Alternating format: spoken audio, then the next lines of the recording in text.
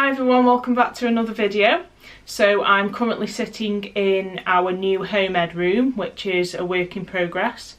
We started doing it about 2 weeks ago. We just needed a bit more space for everything that we're getting now, like workbooks and loads of different books, and the kids wanted a desk each because they've been sitting at the kitchen table, which is then a pain for me. So yeah, it's a work in progress, and I'll be showing you around the room when it's all done to give you some ideas. So what I wanted to do in this video was show you the start of the kids' lapbooks. So they've started making some lapbooks which are quite popular, and there's loads of videos on YouTube about lapbooks. So basically it's a book that you make and it folds out. It's got little thing like flaps that you can unfold. It's got little, you can like glue envelopes to it, put little things in the envelopes, and it's brilliant because it's for all ages, even from Phoenix's age. It's brilliant. So they've started them. They haven't finished them yet because they do take quite a while to do, but I just thought it's a brilliant activity for the kids to do. It lets them get on with it themselves. They can pick whatever they want to do the subject on, so it can be literally anything they're interested in, because we try and follow a child-led, like, not curriculum but, you know, education. I'm going to be showing you what the kids have come up with and give you some ideas. So the first thing I did was do not wait until you've got all the stuff. I woke up one day and the kids were messing about and they weren't really interested in anything, didn't want to do anything, and I said, why don't we do a lapbook? So some people like to use like brightly coloured card and different shaped cards, like metallic card, and like have loads of colour in it, which is again great for this because it's really creative. So you do a lot of art with it as opposed to pages and pages of writing, which I know some kids don't like. And if some kids don't like art, which a lot don't, then they can do more writing and a little pictures, or they can cut out pictures, which I tend to do. I sometimes print pictures off the internet if the kids don't feel like drawing, and they get to cut them out, stick them on.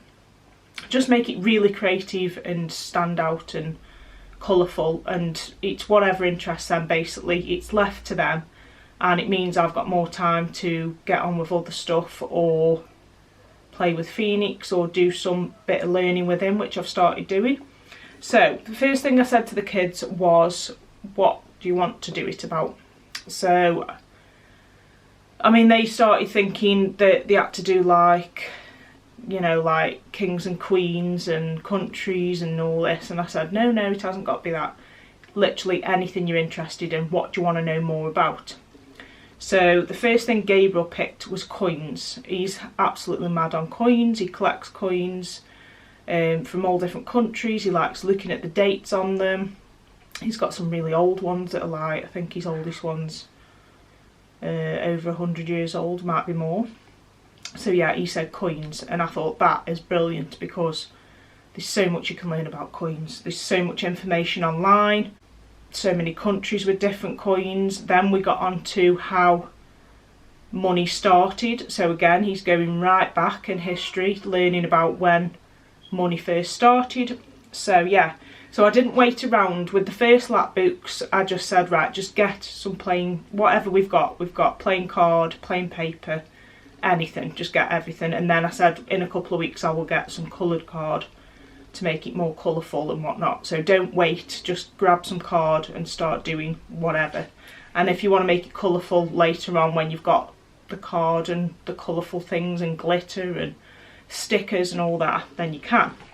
So this was Gabriel's first one. So he did coins on the front, then he made the 0 into a coin, not the 0, the O. And then yeah, so you open it up and he can put whatever he wants on. He can make the letters stand out. So in the middle he started writing about how coins started, And the main facts he did in little coloured paper and stuck that on. So then main facts are standing out. And then you just open it up like this and he had some more facts.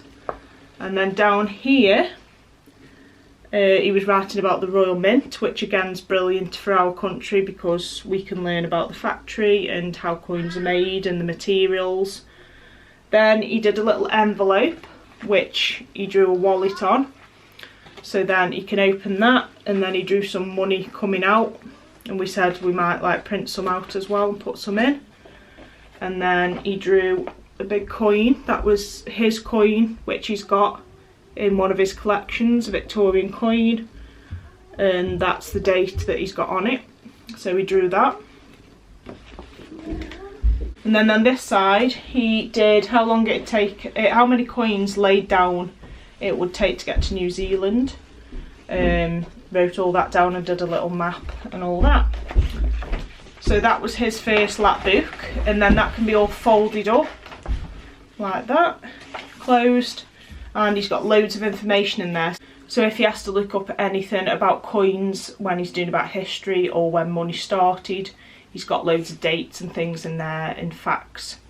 So it's quite a bit like a fact file, to be honest. And then the kids can store this in a folder. I've got a folder just for lap books, so if the kids know they've done a project on a lap book, then they can get it out and look for it. The next thing Gabriel chose was Lego, which again was absolutely brilliant because he just thought he'd be like writing about Lego, and he ended up learning about where it came from. We got maps out and everything. Then we started getting on to a conversation about inventions and all that, like when toys first started, why certain materials were used. So loads of information that you wouldn't think you would find talking just about Lego. So yeah, so he started off doing that. I think he's finished this one.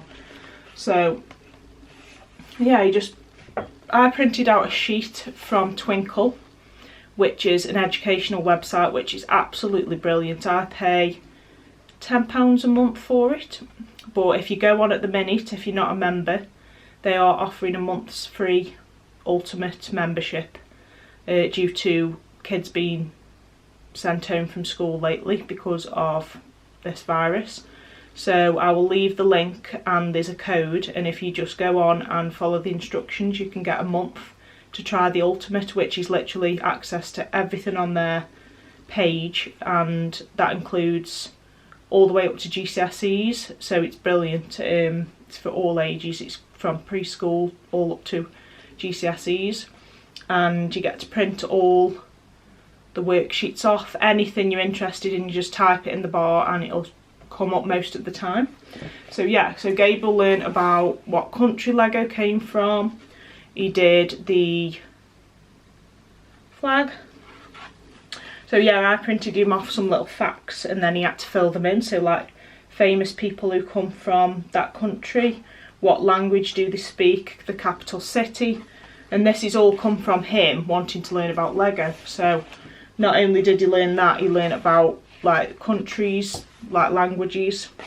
So yeah, he did a lot of facts about the history of Lego. So when it first started, he did like a timeline going down, all the way down, and then again I printed him this border off, and he wrote about a famous person who came from Denmark. So he did Hans Christian Andersen, and then he found out why he was famous and what he did. So he learnt quite a lot on that day, all from him enjoying playing with Lego and being interested. And yeah, and sometimes we don't even write everything we learn down. Most of the time, like, we don't write as much down as what we spoke about. So the kids have learnt loads. Like, we get onto conversations that just go off track, which is brilliant because they're still learning, but they don't have to write pages and pages of like words and stuff and sentences, which they enjoy. Kira chose Russia because she's always been interested in Russia, so she did a little Russian flag on the front, and we listened to some what was it, like the national like anthem for Russia, and yeah, it was very interesting and funny, and the kids loved it. They had a right good time. We got lost on YouTube then, looking at like all different things about Russia. So yeah, again, she's put facts all around. She drew a little little doll, whatever they're called. Learnt about what they love to drink. And yeah, she just folds out like this. And yeah, there's loads of facts. She was going to do what's for dinner. She hasn't finished that yet, but she was going to draw some what they eat in the country and put it in that little envelope. Sometimes what I do is ask them some questions that possibly like they wouldn't usually think themselves. So if I don't think they've done enough, which sometimes they just do the bare minimum, so I try to push them to do a bit more. So I asked Kira what are 2 laws in Russia that we don't have in this country, and she had to obviously research that and look that up, which again, that leads on to many conversations. Then we're talking about laws and the difference in different laws in different countries. So yeah, it can literally go on and on. So yeah, we did about the animals, the president, how cold it is, so then we get on to weather. So it is literally so many subjects in one. I'd say at least 6 subjects, because you've got geography, history, language, arts, weather, math sometimes. Obviously the kids are working out dates, so that brings maths into it, which they don't realise they're doing. Working out dates, how long ago something was. So if they say something happened in 1920 or whatever, I'll say, well, how many years ago was that? Then they'll have to count back. And yeah, it's just loads. And then obviously English as well, because they're writing, spelling, learning new words, learning how to spell countries. So it really is loads of lessons in one, without the kids even knowing they're doing it. Then Kira hasn't finished this yet, but she was interested in Amsterdam, so she did that one. Again, found out the flag, did a little map, and she's got to finish this. But yeah, find out about what artist comes from there and writing about them, what food they eat. Yeah, so them are just a few examples of what we've started with the Lapbooks. And I just think they're a really easy way to get kids learning about something that they don't realise they're learning about, because it can just snowball once you start learning about the countries, the language, the money. It can just snowball into the history, famous people, why were they famous, what did they invent something, and it can just go on and on. So them some ideas, and I want to do more videos like this to try and help give some ideas, because that's what we're all here for, and that's what I mainly use YouTube for, to help me with some ideas for homeschooling or home education, whatever you'll call it. So yeah, so I hope you've enjoyed this video. Like I said, I'm going to be doing more videos, and I'm going to be doing a room tour, and I really want to show you some books that we've had delivered recently to help us with the learning and what we like and dislike. And the Twinkle code, so get yourself on there and have a nosy at it, because it's really helpful. I'll see you in the next video. Thanks for watching.